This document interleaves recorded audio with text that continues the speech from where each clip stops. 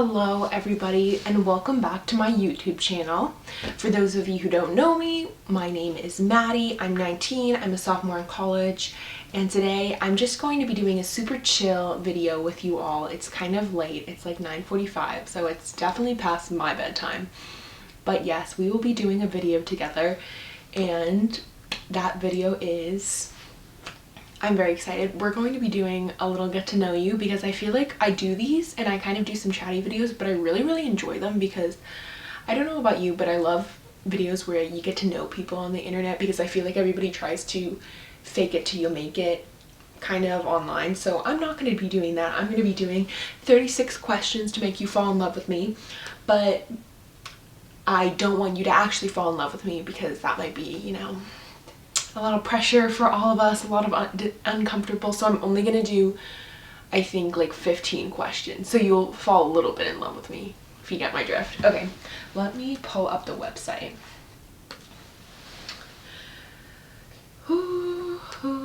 And this is just 36 questions to fall in love. It's on the New York Times. You can look it up. They did an article about this. 36 questions that lead to love. Yeah, I think I'm gonna do part 1 and part 2. And technically this is supposed to be done with a partner, but I'm considering you to be my partner, although it's not really the same thing because you can't share with me. But feel free to comment some stuff below. But yes, there's going to be, and yes, I am wearing pajamas. Absolutely I am. Yes, that was taken a little bit from The Office. Anyways, okay.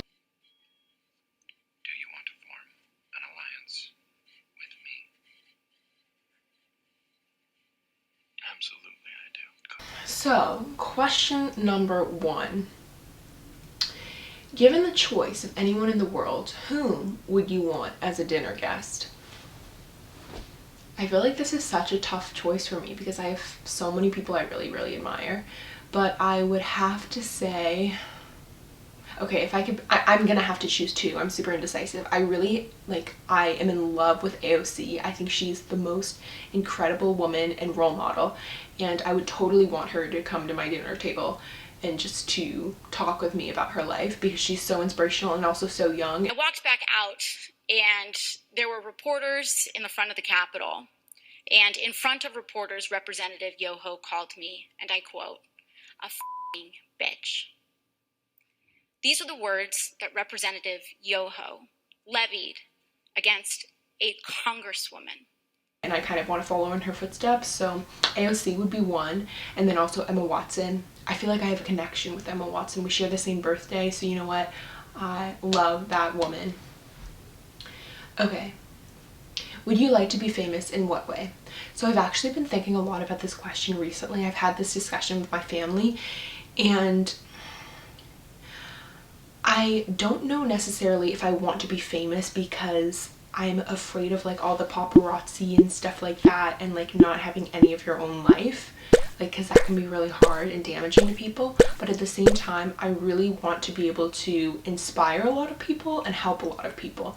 So, and I also really want to leave behind a legacy, which I know is so cheesy and like also not a good thing, like, because it can make you so focused on your legacy you don't think about the present. But I guess I just want to do something good for the world. I want to do big things. I guess I'm just ambitious. I have a lot of expectations for myself. Okay, before making a phone call, do you ever rehearse what you are going to say? Why? Yes, many times I will rehearse. Sometimes I don't. I'm actually pretty good at making phone calls. I'm pretty good at kind of talking on the fly. I have a thing where I'm like very good at talking to adults, not so good at talking to other teenagers. I don't know if you've met me and I've been like the most awkward bean, but yes, that is a little bit about me.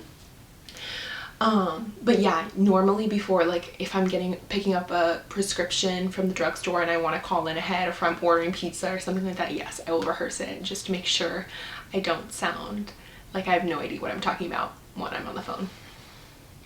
Okay, what would constitute a perfect day for you?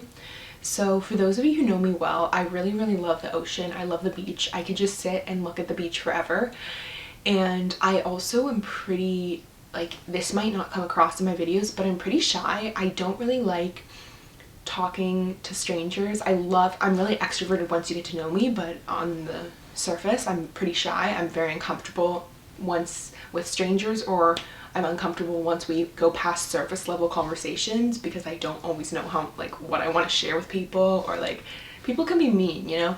So I think my perfect day would be if there was just a day in the world where there were no people except for me, and I just woke up and it was really foggy and rainy in the morning, so I got to kind of snuggle in my bed, but then later I could like go and hike and then see the ocean and stuff like that. I don't know, that would be a perfect day for me. Okay, when did you last sing to yourself or to someone else? Pretty recently. I am pretty ambitious, and my friend and I, she's trying to release her own album, so I'm trying to help her write some songs, and so I've been singing to her and coming up with running ideas by her. I also wrote my own song the other day, so I sang to myself. Maybe I'll share it sometime. It was like emotional. It was a journey. Okay, if you were able to live to the age of 90 and retain either the mind or body of a 30-year-old for the last 60 years of your life, which would you want? Is this even a question? I'd obviously want to keep my mind and have the body of a 30-year-old. I'd want all my wisdom, and I'd want the younger body. I feel like... Is this a trick question? I want to be able to like do everything active-wise that I could when I was 30 and retain my wisdom. So yes, I'd want the body. Didoy. Okay, do you have a secret hunch about how you will die? Well, according to the palm readers that I've read my hands at like Disney World, and the Esmeralda chick that I found at Disney World too that told me about my future, I'm going to hopefully, knock on wood, they think I'm gonna live a long life according to my lifeline. I always thought I'd just die in my sleep. Okay, if you could change anything about the way you were raised, what would it be? I really wouldn't. I'm very lucky. I have two parents who really love me. I have two amazing younger sisters who are like the sweetest and most intelligent, funny people. And I was blessed enough to have really good friends and a strong, stable friendship. Mostly the struggles in my life have come from like my own, just like having OCD and stuff like that, but also obviously things that can't be foreseen, like illnesses and stuff like that. Like we can't really change that. But I guess I really wish I could have changed society. I think society really screwed me over. It made me question my identity, my self-worth, my value, and so many things about myself, like just the fact that I'm a woman, a multiracial woman, and growing up in a racist society and where mental illness is really stigmatized. All of that, I wish I could change that. Okay. Take 4 minutes and tell your partner your life story in as much detail as possible. Okay, I'm going to take 30 seconds, so we're really going to try and do this quickly because I don't want to keep you here for too long. Okay, let's do this. Hi everybody, my name is Maddie. I have two younger sisters, not going to name their names, and two parents just to keep the privacy. I've been very, very fortunate, and I grew up in Oakland, California, so I love living in the Bay Area. It's so wonderful. There's so much culture and so much diversity. I went to school in Oakland and then in a suburb outside of Oakland, and now I'm in college in Massachusetts. And I think just some things that I really want you to know about me. I really, really care about other people. I want to make the world a better place, and I am an optimist. I believe in silly things. I love to still believe in Santa Claus. Time for the announcement. Okay, people, tomorrow morning, 10 a.m., Santa's coming to town. Oh my God! And I love to believe in like all these crazy, wonderful things. So that's a little bit about me. And also I really believe that the world is our oyster. So take advantage of it because we're so lucky to be alive. And let's see, anything else that's interesting? I have a guinea pig named Benny. He's the love of my life. Really, I just love him so much. And I'm a Frisbee player. I'm an academic, a scholar. I am a singer too, and I can play a musical instrument, and I also can speak a couple different languages, which I think is pretty cool, something about me. Okay. If you could wake up tomorrow having gained any one ability or quality, what would it be? So I'm going to think of this in terms of superpowers because that's where my mind goes. And when I was little, I always wanted to be a shapeshifter because I thought that that was something that could enable you to do anything. You could fly, you could swim, you know, all these cool things. And part of me would still want to be a shapeshifter, but another part of me would really want the ability to be able to talk to animals, because I feel as though I really love animals, and I feel a lot of the times animals tend to gravitate towards me. I gravitate towards them, but I would love to have a conversation with them and just check in with them and see what they're thinking about, especially my guinea pig. I would love to have a conversation with my guinea pig. It would probably consist around food, which I'd be okay with. Okay, and now, if a crystal ball could tell you the truth about yourself, your life, the future, or anything else, what would you want to know? I don't think I'd want to know anything. I kind of like the mystery of life. I think at first, like, if you would ask me a couple years ago, I'd probably want to know, like, when will I find love? I feel like that's such, like, a classic question, and something that a lot of young girls I've noticed really grow up thinking about, like, oh my gosh, will anybody ever like me? Will I get married? stuff like that. But I don't really want to know. I want it to be a surprise. I want to ride this roller coaster and take you all with me. So I don't want to know when I'm going to settle down or what job I'm going to have. I want to figure it out for myself, because that takes all the fun out of it.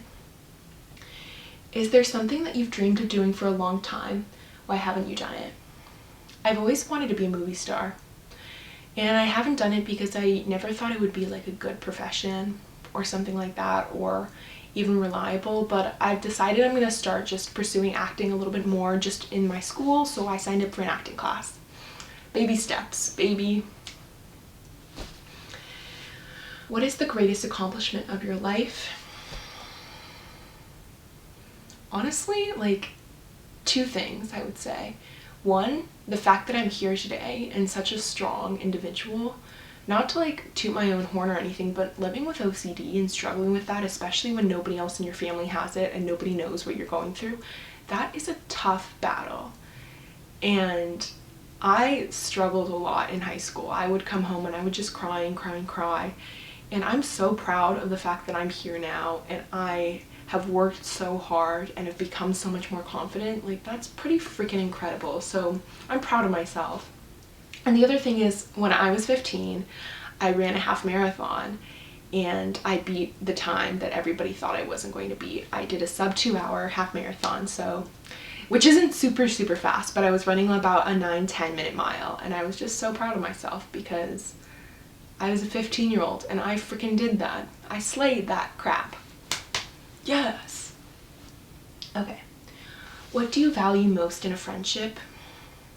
Loyalty, compassion, and love, and respect.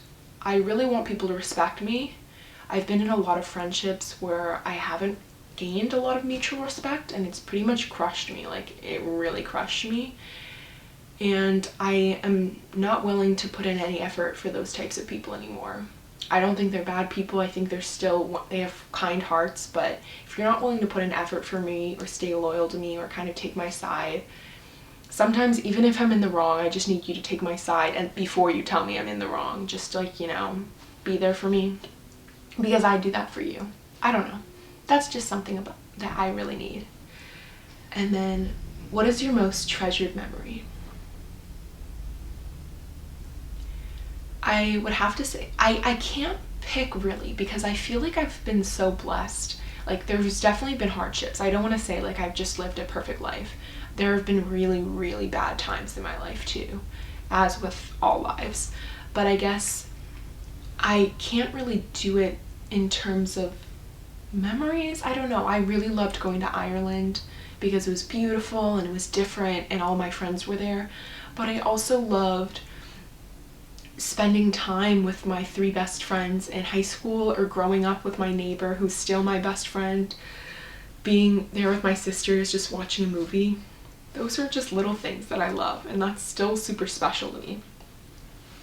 So anyways, thank you all for watching this video. Let me know if you like this. I can do more, although they get a little bit deeper, but I'd be happy to share. I feel like I'm pretty much an open book. And then I will catch you all on the flip side. Please don't forget to like this video, subscribe to my channel, comment. I really appreciate all of that. It really makes me feel good. And I hope you guys all have a wonderful rest of your evening. Make sure to get a good night's sleep. And I will see you all in a little bit. Thank you. Bye.